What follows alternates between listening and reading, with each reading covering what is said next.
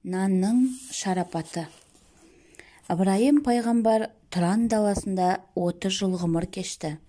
Малының көбейгені сонша ырысы тасып, сайын далаға сыймай кетті. Малына не қасқыр тимеді, не ұры келмеді. Өткен-кеткен адамды қонақ етіп, мал атап алдына бір үйір жылқы салып берсе де, өрісі тарылмады. Көбейген үстіне көбейе түсті. Қойлары егізден туғанда оны таратып тауыса алмады. Малының көбейгені пайғамбар үшін уайым болды. Бірде ол Құдайға жалынып, «Уа жаратқан ием, өзімді бай еттің, 4 түлігімді сай еттің. Алмақтың да салмағы бар деген мыңғырған малдың сұрауы қиын болады ма деп қорқам. Артығын қайтып ал, мен азға қанағат қылайын» деп көзінен жас парлайды. Тәңірісі оған: «Ей Ыбырайым, берекем қашып, малым сарқылсын десең, бұдан бұлай нанды отырып емес, аттың үстінде же, нанның қиқымы шашылып жерге түссін. Нан рәсуа болған кезде берекең кетеді. Мен ырысты нанның қиқымына, қадір түнін түндердің ішіне, қызырды қариялардың арасына жасырдым. Сен ас жегенде бір түйірін де жерге түсірмей, етегіңмен жинап аласың. Сондықтан да саған береке дарып, дәулет таусылмай келе береді» дейді. Ыбырайым: «Уа Тәңірім, нанның қиқымын қалай жерге тастаймын? Обалынан қорқамын» дейді. «Ендеше малың көбейген, ырысың азаймайды» дейді Жаббар Хақ. Ыбырайым әр ойланып, бер ойланып, нанның қиқымын жерге тастады. Бірақ тастауын тастағанмен жүрегі сыздап, мазасыз күй кешті. Нанның қиқымын жерден аларын да, алмасын да білмей қатты қиналды. Әрі-сәріге түсіп тұрғанда кеш батып кетті. Ыбырайым нан қиқымын аламын деп шешті. Бірақ қараңғы түнек көзді байлады. Жерден еш нәрсе көре алмады. Ол қатты қобалжып тұрды да, жерден тастарды әкеліп, нанның қиқымы түскен жерге қоршай бастады. Белгі ретінде таяғын ұрып үйіне қайтты. Бірақ түнімен дөңбекшіп ұйықтай алмады. Нанның қиқымы қабырғасына батқандай әсерде болды. Құдды бір қарғап жатқандай, оның обалына қалғандай жайсыз күйге бөленді. Таң атып, жарық қылаң бере бастағанда, атына мініп кешегі нанның қиқымы түскен жерге қайта келді. Таспен қоршалған жерді әрі ақтарып, бері ақтарып, әрең дегенде тапты. «Бисмилла» деп аузына салып жеп қойды. Бірақ мал қарасының көбейгені сары уайымға салды. Бір күні үйіне 4 дәруіш сау етіп кіріп келді. Ыбырайым оларды көріп қуанып кетті. 4-еуін төрге шығарып, қойға бата сұрап ет салды. Ет пісем дегенше жөн сұрасып, сұхбат құрып отырды. «Жол болсын, қайдан жүрген жансыңдар?» деп сұрады пайғамбар. «Біз Алланың дидарын талап қылған дәруішпіз.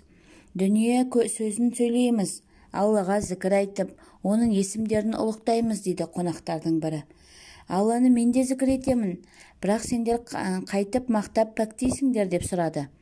4 дәруіш тізе қосып, әдеппен тізіліп отырды да: «Субханака зил мулкил уәл малакут, Субхана зил иззата уәл азамати уәл құдырати уәл кибрие уәл джабарут, Субхана уәл малики хайлази ла ямут, Субхан Құддусун Раббуна уә Раббул малака икати уәр рух, Ла илаха илаллаху настағфируллах нас'алукат джанната уә на'аузубика минаннар» деді. Ыбырайым мына зікірді естігенде әуені мен сөзіне елітіп, есінен танып мас болды. Есін жинап, «Тағы айтыңдар» деді. Өлеңдетіп айтқан дәруіштер қайталан айту үшін ақы сұрады. «Ақысын төлесең айтамыз» деді дәруіштер. «Не сұрайсыңдар?» «Жылқыңның бәрін бер». «Болсын» деді Ыбырайым. Дәруіштер тағы да әсем әуенге салып, әлгі зікірін қайталады. «Жүрегімнің түбіне бал тамызды. Не деген тәтті үн, тағы айтасыңдар ма?» дейді пайғамбар. «Түйенің бәрін аламыз» деді. «Келістік. Маған десең бүкіл түйені айдап әкетіңдер, бірақ әлгі зікірді қайтадан айтыңдар» дейді. Дәруіштер зікірді тағы қайталап айтты. Ыбырайым шараптың қызуына мас болған адамша көзін жұмып там сана тыңдады. Сосын тағы айтыңдар деп қолқалады. Дәруіштер жайылып жүрген барлық қой ешкісін сұрады. Ыбырайым және келісті. Дәруіштер зікірді тағы айтып берді. Пайғамбар әуеннің шөліне қанбай қалып, тағы да қолқа салды. Осылайша барлық малын сыпырып алды. Ең соңында тазы итінің күміспен көптелген қымбат қарғы бауына шейін шешіп алды. Ыбырайым бір сәтте тақыр кедейге айналды. Әттең, тағы мүлкім болғанда зікірді тоқтатпай айтқыза берер едім деп аһ ұрды. Сол сәтте 4 дәруіш 4 мұқарып періштеге айналып шыға келді де, олар: «Уа Ыбырайым, Тәңірі тағала үнемі менің халиолламнан артық жомарт жан жоқ деп мақтанатын. Біз соны көрейік, сынайық деп келіп едік. Сен расымен де Құдайдың жолында ештеңе аямайтын сақи екенсің. Малың да өзіңе, дүниең де өзіңе, сынақтан сүрінбей өттің. Ал енді қош сау бол дей беріп еді, пайғамбарлар оларды ұстап алып жібермей қойды. Айтылған сөз атылған оқ адырнаға қайта салынбас деген. Мен бір сөзді адаммын, ертең ел жұрттың арасына өсек тарайды. Ыбырайым малын Құдай жолына ата баласынан қайтып алыпты деген сөз менің сүйегіме таңба. Малым сендерге атадым ба, алып кетіңдер дейді. Періштелер бұл оқиға бұлай өрбейді деп ойламаса керек. Әй Ыбырайым, біз періштеміз, тұрағымыз көкте, мал мүлікті не істейміз дейді күмілжіп. Ыбырайым: емен ағаштың иілгені сынғаны, жігіттің екі сөйлегені өлгені деген. Атаған малымды кері алмаймын. Не істесіңдер де өздерің біліңдер, әкетіңдер дейді. Малды көкке әкетесіңдер ме, пешке барып жаясыңдар ма, онда шаруам жоқ дейді. Періштелер бір-біріне қарап қатты састы. Ыбырайым да беріспей тұрып алды. Сол сәтте Тәңірі тағаладан әуез келіп: «Әй Ыбырайым, періштелерді жайына жібер. Олар менің рұқсатыммен жерге түсті. Сені сынауға рұқсатты мен бердім» дейді. Сонда періштелерге: «Сендерге Ыбырайымнан асқан жомарт жан жоқ деп ескертпедім бе? Сынап көрейік деп қиқылдап қоймадыңдар. Тығырыққа тіреліп жол таба алмай қиналдыңдар» деді сөгіп. Періштелер сол сәтте жап-жарық болып жанды да жоқ болып кетті. Тәңірі тағала Ыбырайымға: «Әй досым, мына малдың бәрін жолыма атадың ба?» дейді пайғамбар. «Сөзім сөз, атадым» дейді. «Ендеше малдың бәрін апарып сат базарға. Түскен ақшасын ал да Меккеге барып Қағбаны қайта тұрғыз. Қабырғасы желдің өтінде, күннің астында тұра беріп әбден тозды» дейді.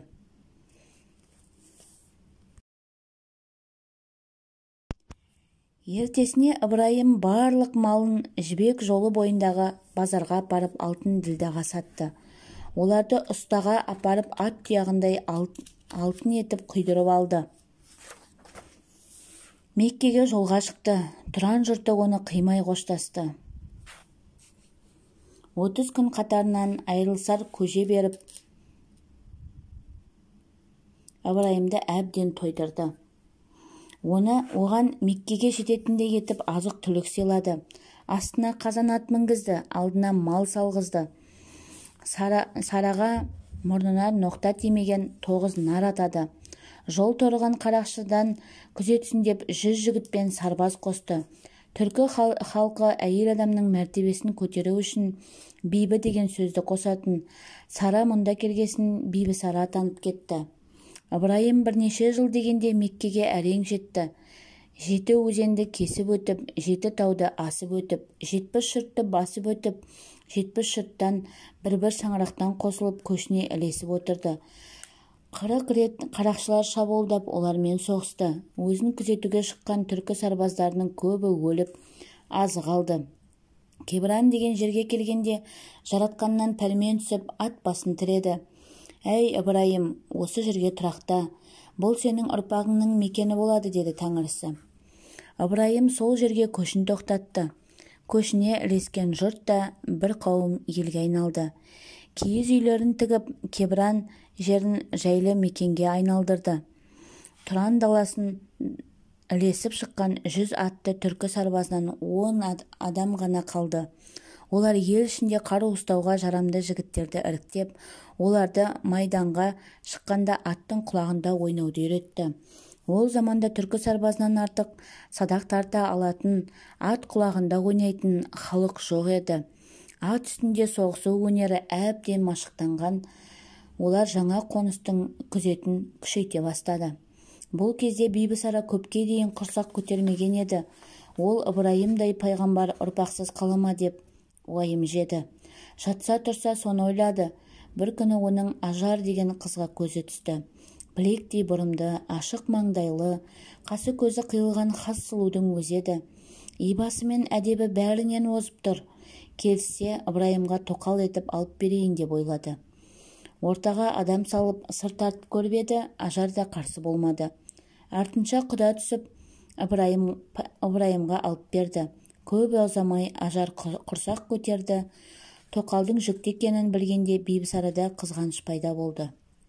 Осыны сезген Ібіліс: «Ей Сара, еріңе қанша адал қызмет етсең де, Құдайың Ажарды сенен артық көрді. Бұл әділетсіздік, оны өлтіріп өшіңді ал» деді. Қызғанышын жеңе алмаған Бибісара Ажарды 2 жерден жаралаймын деп ант ішті. Сол түні Бибісара түс көрді. Түсінде ғажап іс көрді. Шынар ағашының шыбығын егіп жатыр екен. Еккен көшеті тез өсті де бүршік атып, гүл шығарып, түйінін түйнеп, жемісі пісіп, тұқымы жер жүзіне шашылып кете барды. Артынша одан ну орман өсіп шықты. Ояна салып түсін байына жортты. «Ұзамай ұлды боласың, ұлың пайғамбар болады» деді күйеуі. Бибісара анамыз қатты қуанды.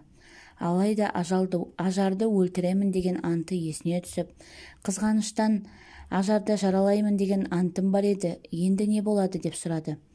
Іштарлық Ібілістің сипаты. Ол адамның дәрежесін көре алмай, Жаббар хақтың дәргейінен қуылған еді. Көңіліңді қызғанышқа билетпе.